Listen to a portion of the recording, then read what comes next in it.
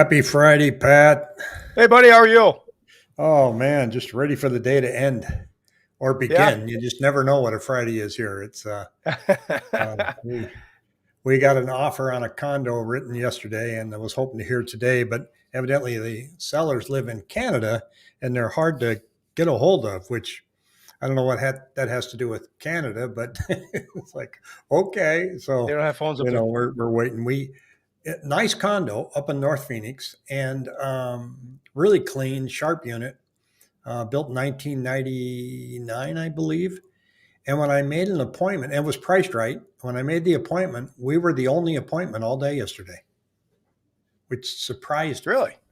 Yeah, yeah, we only had Yeah. we were the only ones. But today, we have a little bit of encouragement. An hour ago, our listings were 7,840, and now it's 7,850. So we went up by 10. We have not broke that magic 8,000 number yet. In fact, you look here on our 7-day moving average, and you can see that, that the number of contracts is slipping. The past week it's gone down versus where it Hmm. was, and even listings are gone down. But what I noticed, a little standout past couple days, is contingencies. This is an indicator to me that the market's getting even tighter because people, don't they don't want to accept contingencies in a market where they know that they can list their house and get a good solid offer. So they're Hmm. kind of walking away from those. So I thought that was Was kind of that an the interesting. high peak? The high peak was that high peak? Just jump. We go back to that. Was that high peak? Was that like about 4 or 5 months ago, No, or this was was it right actually there? Or, this was no more than a couple weeks ago. Because this is a okay. 7-day moving average. So So that each so line the is high a peak day. means that so the high peak means that people were accepting contingencies. Yeah, yeah, yeah. So, so the numbers come down just the past few days. So, Hmm. not earth shattering. It's not really, data that I would hang my hat on too much, but it is what it is. Now, and I look at the Cromford Market Index. What really is a standout here, this is measuring listings and homes under contract, some other math that they won't reveal. But had we not had the dip in March, look at this line. It just would have been a straight line, right? So this is just the interruption in March. The Cromford Market Index dipped down. See Yeah. that? Yep. So it could have just been a straight line right there.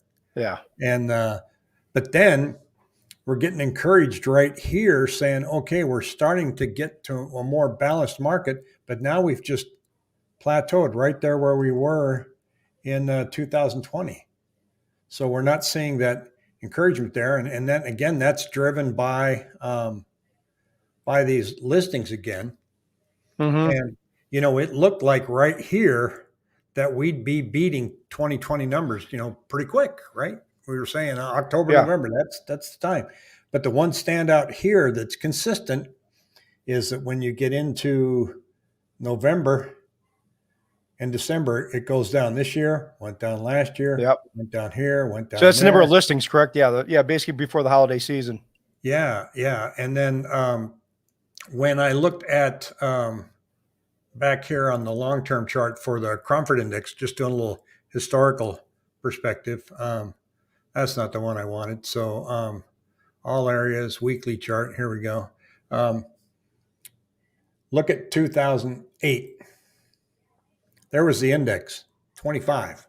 Normal being 100. So that's how far out of whack it was. Even in 2006, when the market was going absolutely bonkers and crazy, and everybody was buying houses, the Crawford report was saying, "Hey guys, this isn't looking good. Watch your dollars there, watch your wallet." And because we were mulling around there, because Crawford Index is a leading indicator of what's going to happen, and so they were shouting from the rooftops down there. Nobody was listening. So right now we're back at where we were last year. We're at 348, and anything over 100 is an advantage for sellers, and it's just not getting any better out there. It's No. it's it's I'm kind of discouraged. Well, I look at this. I look at the federal data from the St. Louis Federal Reserve, and this is again inventory. And so you look here. Guess what this is? Here's October. Okay, here's October. That's why the Realtor.com says October is the best time to, or National Association of Realtors says that October is the best time for buyers because there's more inventory. But look at this, November, December, November, December. And here's where we are right now, September. We should go up a little bit, but then we're going to go boink, boink, back down. So don't expect any relief anytime soon, right? Mm-hmm. So what happened to rates? We were looking like they were doing a slow tick up, and now they just kind of took a little step back, not much. Yeah, I mean, let's see here. See, here it is. See, there it is, right there. I mean, we see what we got. Basically, this is showing this chart is basically the pricing of the 2.5%, 30-year 2.5% coupon MBS, the mortgage-backed security market. Obviously, this is when it's high rates are, so there's an inverse relationship. When this down here, this means that rates are low. This is an inverse relationship. That if I pulled up this chart right here, it would look opposite of this chart because this is basically prices. But yeah, they were, they're all through here. They're just muddling around from about August 11th to about September 15th. And then, as I told you last week, just muddling around. Yeah, we had a kind of a day there where it released some pressure, came down, and then muddling around, and then this is obviously the blowout that we had last week. I think, was it last? Yeah, last. Am I losing track? Yeah, last week. Sorry, losing track of days here. But then we stabilized. We stabilized in here. We had a bump. So now rates have stabilized a little bit. I mean, obviously there's some. God knows, I'm not going to give any advice as far as what's going to happen in terms of this $3.5 trillion bill. Anything can happen. Obviously, there's so much news, economic news out there, but it won't cost any money. No, but it's the good thing is it's not going to cost the $3.5 trillion is not going to cost us anything. Can you say that? So it's not going to cost us a dime, which is good to hear. But from my standpoint, it was good to see as I try to lock rates or watch rates. I mean, when you see this, there's different patterns in rates. It's kind of crazy over the last several years. It's kind of crazy how you see the rates. Like I said, you have this blow off right here, this 4-day, 5-day blow off, then rates stabilize. And then, you see this, it's kind of interesting how you see blow offs for 4 or 5 days. Then you'll normally see a kind of a comeback, a snapback in rates. Yeah. Now where they're going to go from here. This is, I'm going to see if I could, sometimes I have a tendency just to kind of muddle along here. Can you see that chart? Yeah. It's a little tight. But I mean, it's basically, it's in here. This is back in, May of 2020, March of 2020 down here. So, I mean, this is when the rates hit the low down here, and they've been kind of mulling around here. Who knows what the future is going to represent? I mean, I'm thinking if anybody can get a refinance. Yeah, next week coming up are the unemployment numbers, right? Yeah, and, Yep. And since everybody's getting fired, that's probably not going to improve. Yeah. People are getting fired, but then also people are going back because the pandemic benefits have ended. But the benefits have. Correct me if I'm wrong. Well, when I say getting fired, if they don't get the shot, they're fired. So everybody. Yeah. But I'm thinking about the people that have got to go back because their benefits ran out. September 30th. I got to share. I mean, interesting. But yeah, rates have stabilized. You're looking. I haven't pulled up a rates today, but if people can grab a rate refinance or a purchase rate here, under 2%. Terry's looking for a stated income loan that's under 2%. I haven't found one. Stated income loans are usually about. I wish. If you find one, Terry, let me know. Yeah, I think he told me he makes $200,000 a year. So. I've got a loan that's 100% down payment. It's 0% interest rate. So I mean that's that's. But yeah, it's stated income are usually about 4 to 4.5. So. I bumped into this article about a TikTok video, and they're You're too let's old see. to Oh, be on here's a TikTok. question from Mickey. Do you think a 2% for 15-year conventional is good? Yeah. Yeah. I mean, I can run it, but yeah, that's I'd say anytime you get it can 2%, be. anytime you get a 2% rate, I don't care what it is, 2.25, 2.5. I mean, no offense to Mickey, but I mean, I'm just saying in general, we have gotten really spoiled the last 3 to 5, 6 years. I mean, with rates I mean, it's just insane. I mean, people, they're really, I mean, yeah. I mean, we expect them to go. I mean, if 2%, you think they're going to go Yeah, to 1.5? whoever thought that 3.25 would make people nervous? Yeah. I mean, so it's just, you can't, because I'm telling you right. I'm telling people right now, I don't expect rates to explode upward, but they've been sitting on a base of, we see back in the best of times last year, we saw, basically, I'm just kind of giving general terms, but 2 3/8, 2.5 on a 30-year on any given day. On a 15-year, you got, 2 and 8, in the low twos. But you're looking at gifted horse in the mouth. You're just waiting for, because I think I don't know, like you and I have talked to you, you're kind of the same way. I mean, there's stuff in the economy that who knows that they could unwind some stuff, and all of a sudden you see rates, they go up. If they go up to 4, 4.5, or 5, people are going to think that the world's falling apart. Yeah, and there's that possibility too. So this is where I was going to take you. This, when you look at this name here, this is another brokerage. So real estate agents have to be careful complaining about them. I know, Terry. Terry, okay, Terry. Yeah, I know. I know you did. Yeah. Terry, everything you say is in jest. Well, that's why I love you. Sometimes though, you take text a different way though. Sometimes.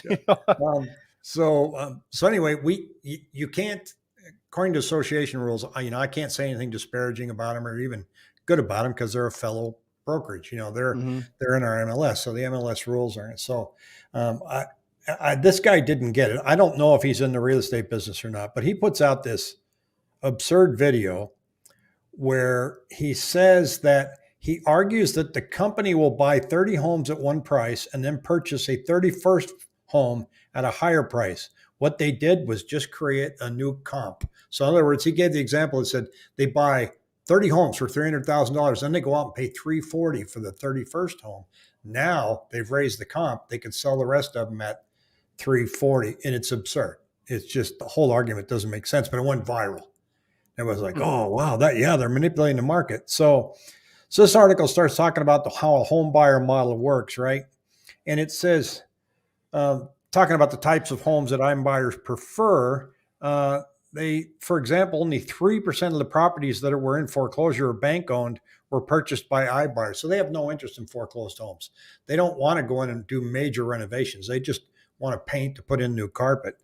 And it says, this does not support one of the claims in the TikTok that most of the properties that iBuyers purchased are not in need of heavy renovation, are not in need. So most of the distressed properties sold on our platform are in need of significant renovation, and it would appear that iBuyers are by and large not focused on the distressed market.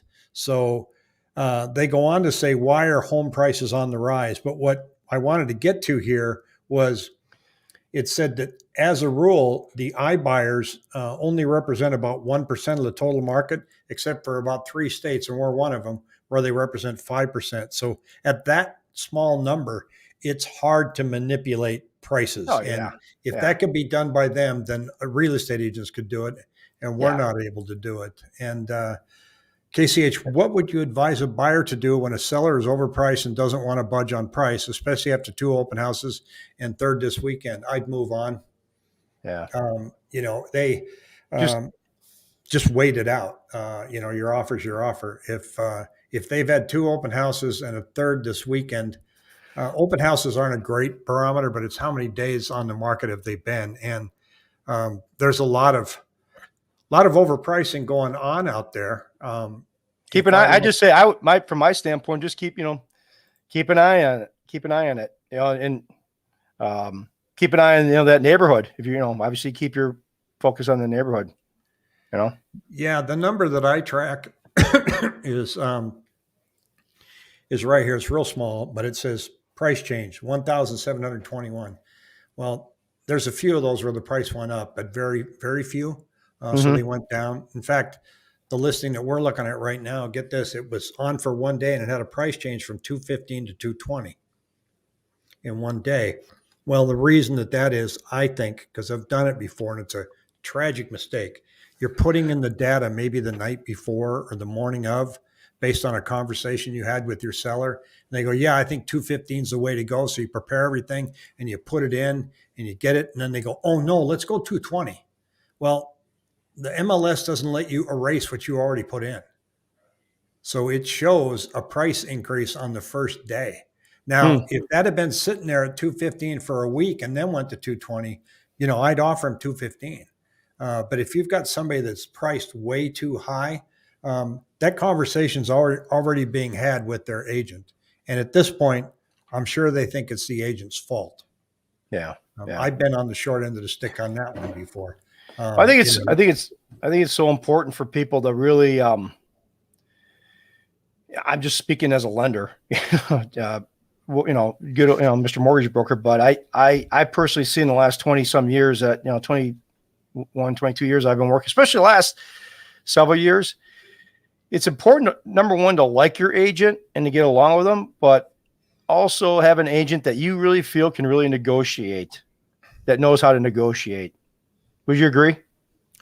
Yeah, I think in a situation like what KCH is saying here is they've obviously floated an offer or an idea over there and they're not budging. And so you just have to be on the speed dial with that agent and say, hey, look, if this number moves, give me a call. Are you okay if I check with you about every 3 days to see how things? Yeah. That agent should be on that agent should be on top of it as far as, okay, I'm going to watch it.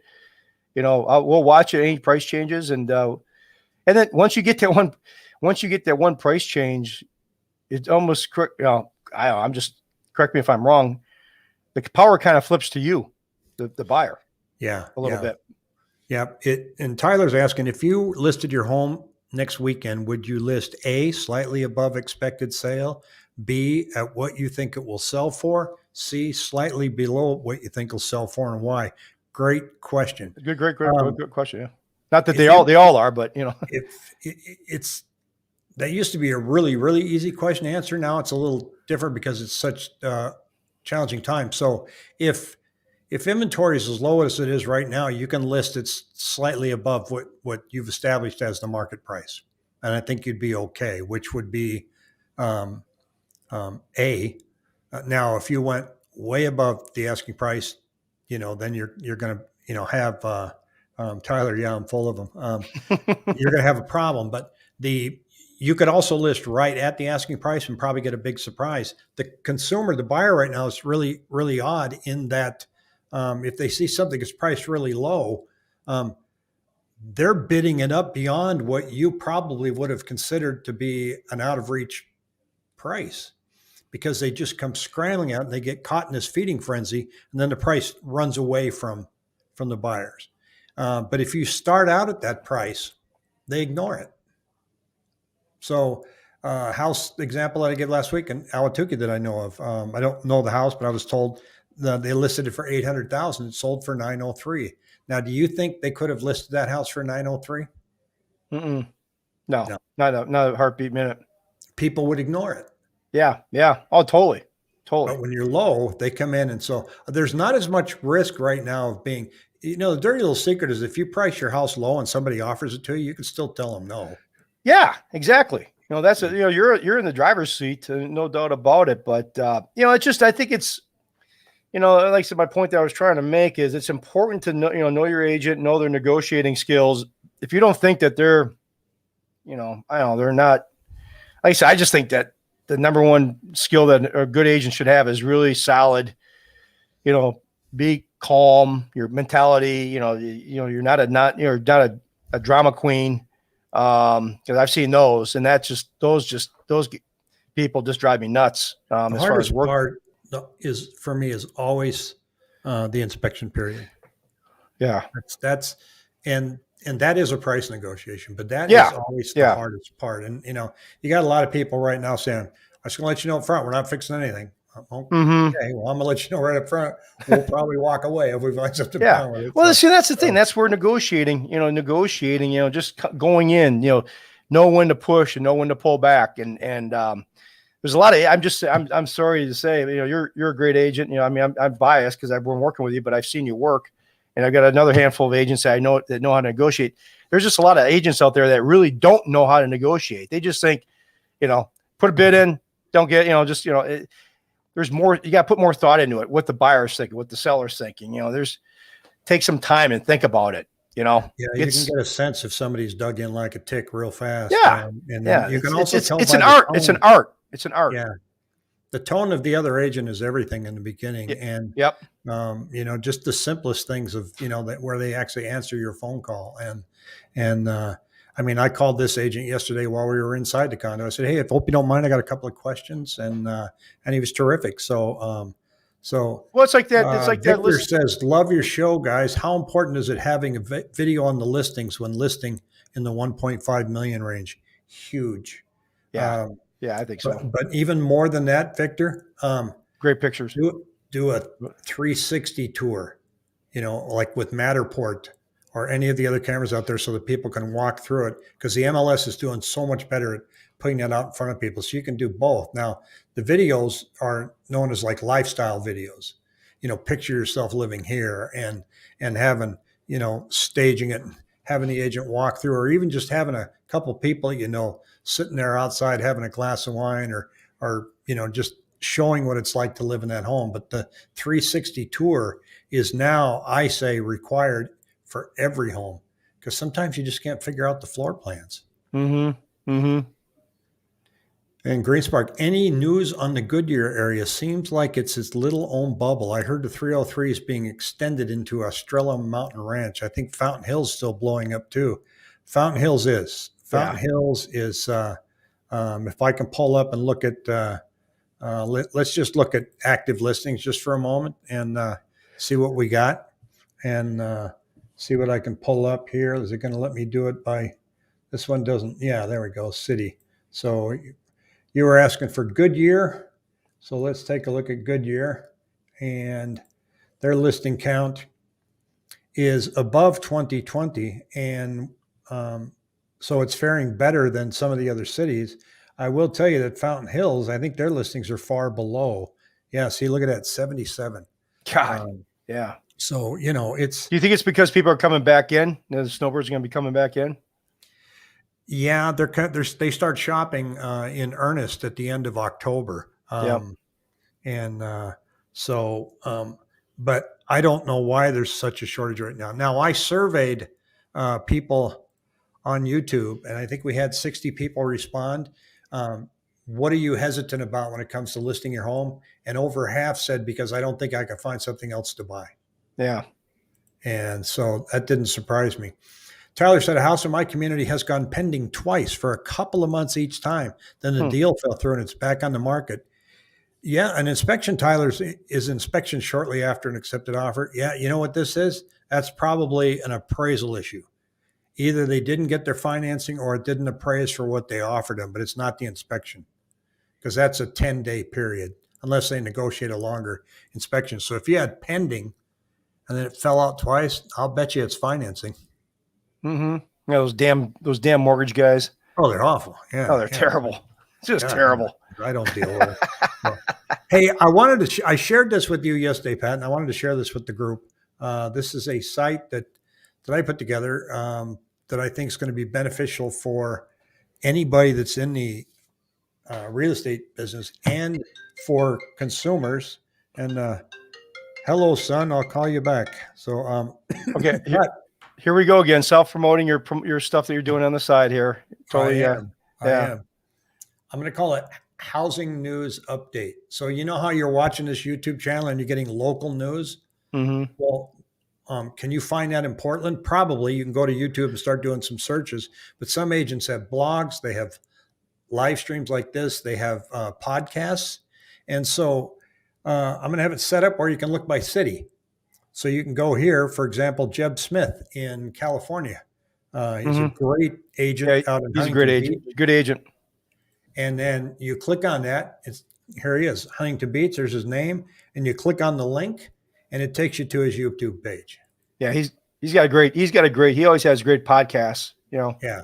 So, so I hope to populate this. So I've got 3 people on here now. There's me, you, and the Lugos. There's Lender Pat, Lugo team, and me, and then I have Michael Zuber up here. Those are the only people that are in real estate in the whole area. It's in the whole area. Yeah. I mean, there's only 4 of us. That's why I drove 3,000 miles a couple weeks ago. I hope to put a whole bunch of purple dots all over this country. So if you're interested in getting in as an early adopter, and if you are in the industry and you are a subscriber to this channel, I will ask you to help me by letting you do this for no cost at all. Just shoot me an email down here in this email address, or rick@rickhelps.com. You see that. So cool. I can start populating this and set you up. So if you're an agent and you have a blog or a podcast or a YouTube channel, then hit me up and I'll put you on that map. I'd love to do that.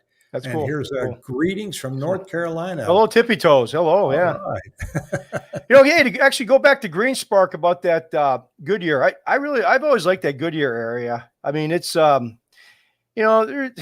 said a little bubble. I mean, things are blowing up there. They're still blowing up there. The 303. I mean, there's going to be a lot that's going to be going out there. That's going to be a big area of expansion. It's not it's a beautiful little area. I mean, if you don't go into the city that much. I think it's a cool area. So are you guys concerned about getting slower mail now? I don't do anything by mail. I'm not concerned at all. Hey, look, if my bills come late, so be it. It's not going to affect anything I buy on Amazon. I know that. My sister sent me a box of wine after my hip surgery, and she sent it to me. I had my hip surgery. She said that she sent a day after my hip surgery on Monday. That was August 30th. I got the box of wine yesterday. So it was about a month. Did it come with USPS? Is that where it came? I I think so. It was, yeah. So I'll do that, Green Spark. I'll see if I can find them. How do you feel about Levine Village area, new builds for long time hold?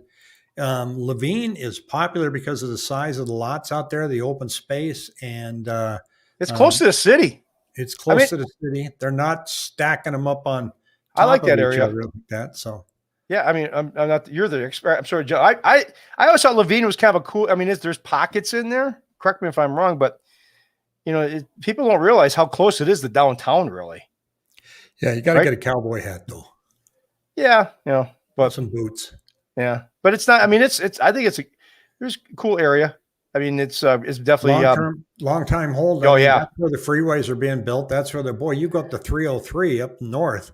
All you see are these warehouses, and it's crazy. Well, the new 202 that came the south to the section of 202 is what's going to help Levine. I had a real estate broker runs a Realty One shop here in Tempe. I'd done several loans for him, and he got in a new build on the Levine right off baseline, 202, and I see the house is done very well the last year and a half. So yeah, this chart doesn't tell the true story because there's a lot of Levine's all new construction, so it's showing only 73 resales available out there.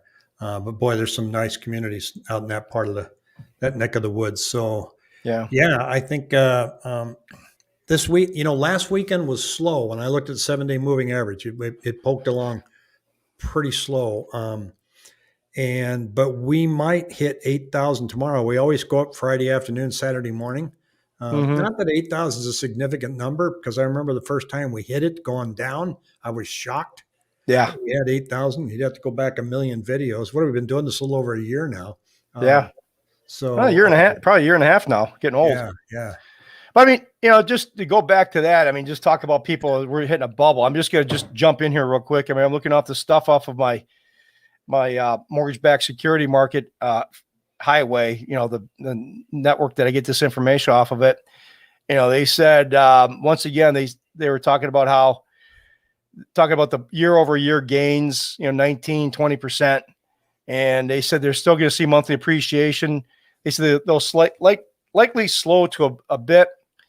But he goes, it's important to note the distinction that this does not mean we anticipate home prices to decline. We expect the pace of gains to slow. Because he said there's still too big of a crop of home buyers out there for too little homes. And yeah, there's, and we've been saying more and more until you see that listing chart go up, we're going to be here. We're stuck. I mean, my niece bought a house with her husband up in Seattle, and they paid like $60,000 or $70,000 over list, and this was just a few months ago, and now the home behind them, or just in the same development, same square foot, same home, almost $200,000 more than what they paid for theirs. Are you kidding me? No, it's just the Puget Sound is going crazy, and they have even more of a shortage up there than what we're experiencing down here, and it's tough. But it's everywhere, and that's what I think is going to be fun about that map. Going and looking at different areas, you can find out what's going on in St. Louis. Mm-hmm. We're blaming everything on California. Texas is blaming everything on California. Well, who's inflating the home prices in St. Louis? Vice versa. So, you'll be able to get around and get opinions of people that live there, that give you local updates that we try to do here. And so it'll be a work in progress. Everybody take a look at it. I put it in the link below. So if you've got any tips or tricks on how I can make it look prettier or anything like that. And I don't mean, putting Pat's photo on there. I'm just not going to do that. So. I know. So I'm getting kind of a chicken. I'm gaining weight. I'm getting a little chicken throat here. I don't know what the hell that is all about. I'm starting getting down. We do. Well, look, everybody, have a fantastic weekend. I think I'll call my son back, and then I had somebody else call me while I was on here as well. So, Pat, everybody, have a good one.